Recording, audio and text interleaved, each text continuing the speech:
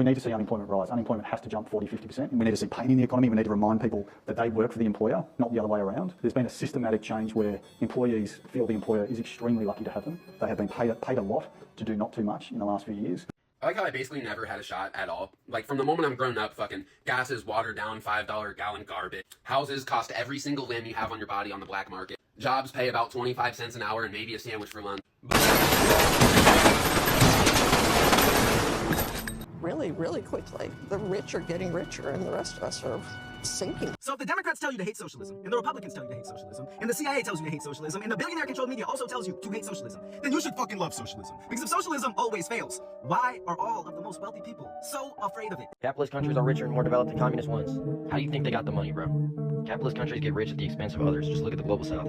We're about to have the first trillionaire, and there are people living paycheck to paycheck who oppose a wealth tax. That's not even socialism. It's a wealth tax. You have been brainwashed by the most evil people in the world to hate socialism. You should be in love with it. Sam, can I ask you a question? What do you say to people who are, afraid that, they lose jobs or they don't know what the future holds? What do you say to those people? Clearly the future's going to change, and definitely some jobs will be lost. What we're seeing, though, is like a lot of jobs are being created, enhanced in new ways, things that we didn't think would necessarily be possible, even a few years ago, are not possible. And I have no doubt that the jobs of the future will be somewhat different than the jobs of today. But I'm not like a jobs doomer. Now, that doesn't address the pain of people that do lose jobs today, and I do think society's going to have to adapt in a significant way. But I think we'll get to I think we are capable of getting to a very prosperous future for everybody, and I am hopeful society will sort of rise to the challenge here. What are some of the big global problems that you hope AI and this technology can solve? Well, speaking of this event, one of the things I'm most excited about is what AI can do for science, helping come up with new cures or treatments for diseases, helping us discover new materials. There's a lot of great work happening by scientists here. I'm very excited. Guys, this is a deadline for this revolution shit, right? When AI takes away all of our jobs, how are we going to strike? How are we going to boycott? And no, they don't need us to buy their shit because guess what? Even right now, majority of consumer spending is done by who? The top 1%. Gucci ain't going out of business. Lamborghini ain't going out of business. Bugatti not going out of business. When they don't need us, they will kill us, and they're not afraid to do it because they kill millions of people on a regular basis. We bombed what? Laos? Every 8 minutes for 24 hours a day for 8 years straight. You think they care about letting us die? What they're doing with climate change, all that other shit, and they're pushing out the deadline before they do all this shit to when technologically surveillance, Palantir, weaponry, we can't do shit about it.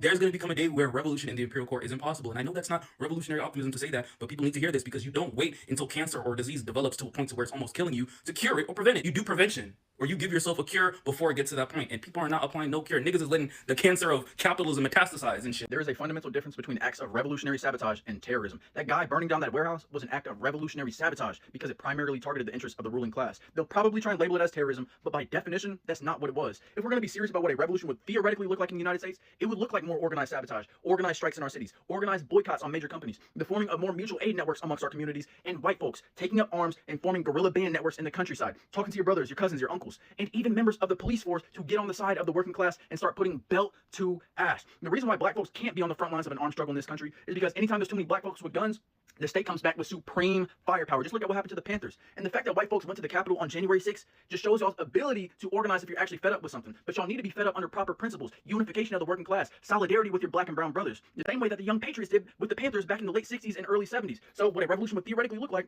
is organized sabotage, organized strikes in our cities, organized boycotts, the forming of more mutual aid networks, and white folks forming guerrilla bands and putting belt to ass. And I promise you some shit will shake up.